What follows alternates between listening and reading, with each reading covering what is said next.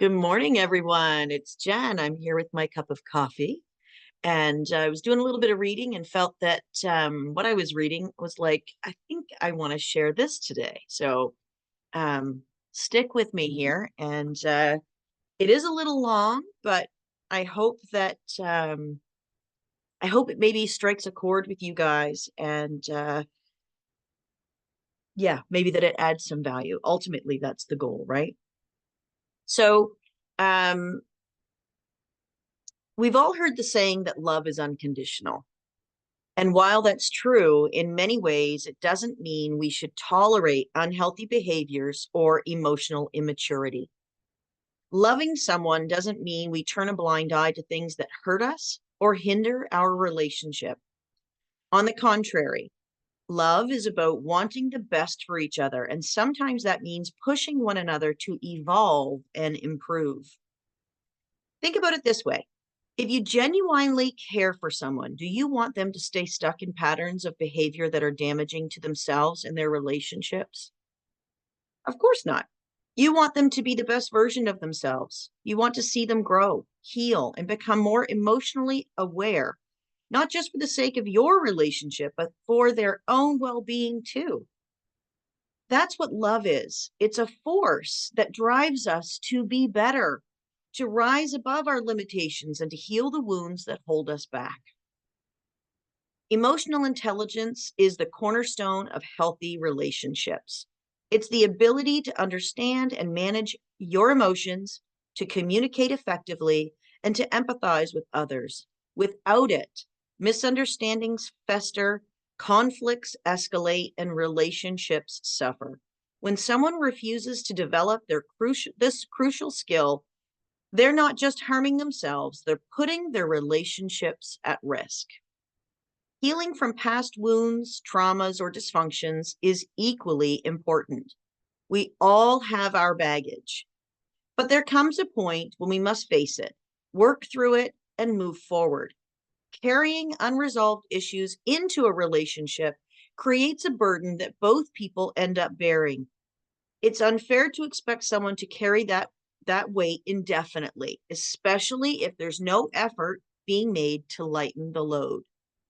The truth is, if you love yourself, you'll take the steps necessary to heal and grow. You'll recognize that self improvement isn't just about making others happy, it's about becoming the person you're meant to be. It's about creating a life that's fulfilling, relationships that are healthy, and a self image that's rooted in confidence and self respect. When you work on yourself, when you strive to develop emotional intelligence, heal your wounds, and overcome your dysfunctions, you're not just doing it for others, you're doing it for yourself. You're creating a foundation for a happier, more stable life. And in doing so, you're also making it easier for those who love you to stay in your life without feeling like they're sacrificing their own well being. Healthy relationships are built on mutual respect, understanding, and support. They require both people to show up, do the work, and be willing to grow together. When one person refuses to engage in that process, it creates an imbalance that's difficult to sustain. It's not about perfection. No one is perfect, and we all have areas where we can improve. But it is about a willingness to try, to learn, and to grow. Imagine how much richer and more fulfilling your relationships could be if both people were committed to this kind of growth. Picture a relationship where both of you are emotionally aware, communicative, and supportive of each other's healing journeys. That's the kind of relationship that thrives, that weathers the storms, and that deepens over time. It's not easy work. Growth, healing, and developing emotional intelligence all require effort, self reflection, and sometimes facing uncomfortable truths. But the rewards are worth it. Not only do you become a better partner, friend, or family member, but you also become a better version of yourself. You create a life where love is not just about acceptance, but about mutual empowerment.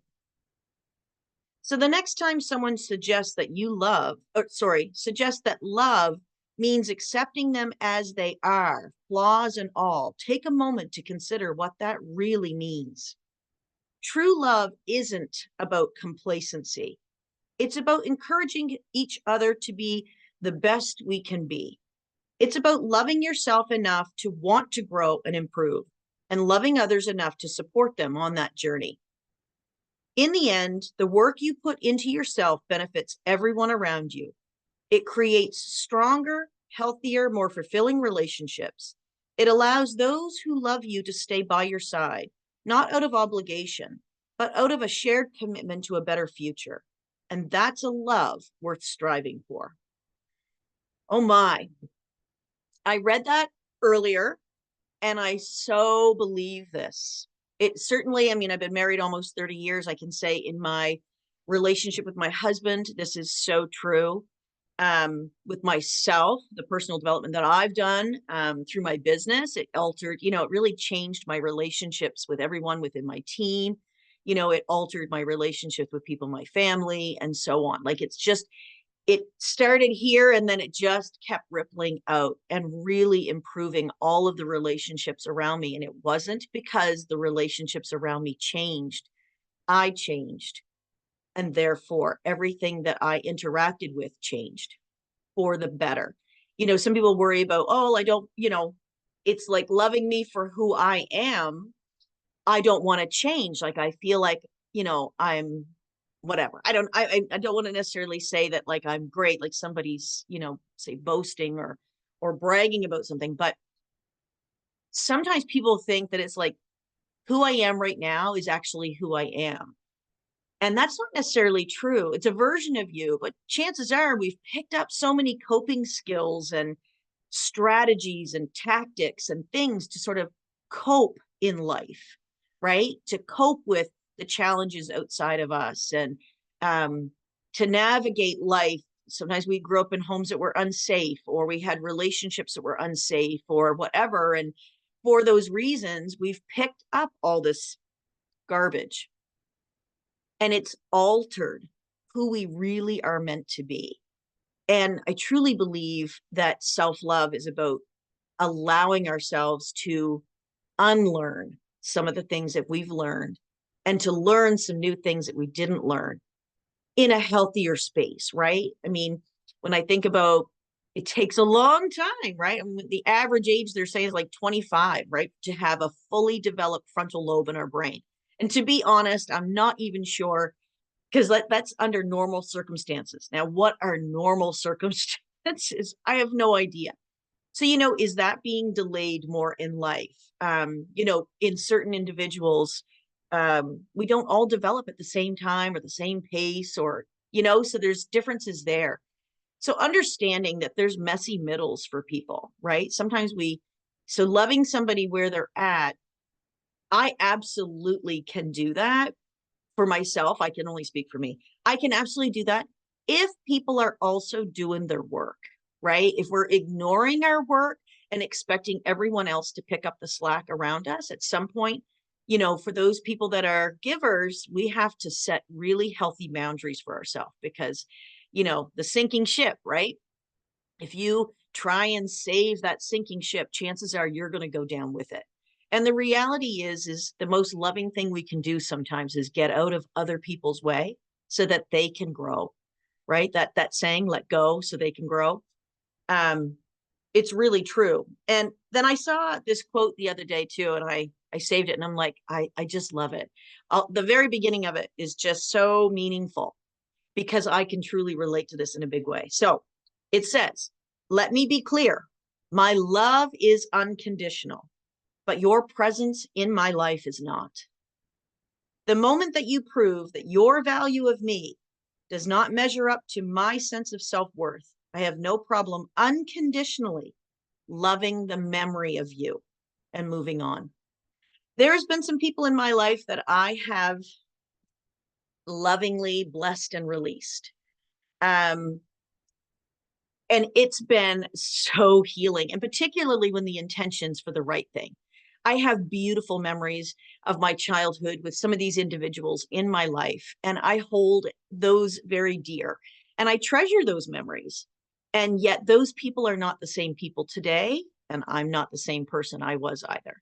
And so I have to, at the end of the day, draw a line in the sand and say, I'm worth more than what that relationship brings into my life. And I'm okay with that. Again, when the intention is aligned and it's not about hating someone, it's not about wishing them ill. It's just, we have literally hit a part in the path where we split, and I'm going to go over here and you do you. And, wishing people well. But at the end of the day, that doesn't mean everybody has to have a place in your life. So anyway, I hope that that gives you guys something to think about today. I could go on and on. I think I could talk for probably an hour or more on this just alone, because I think it's so true. And there was a really good quote. I can't remember who said it, but it was something to the effect of, I'll work on me for you if you'll work on you for me. And I truly believe that that's what an ideal relationship is all about.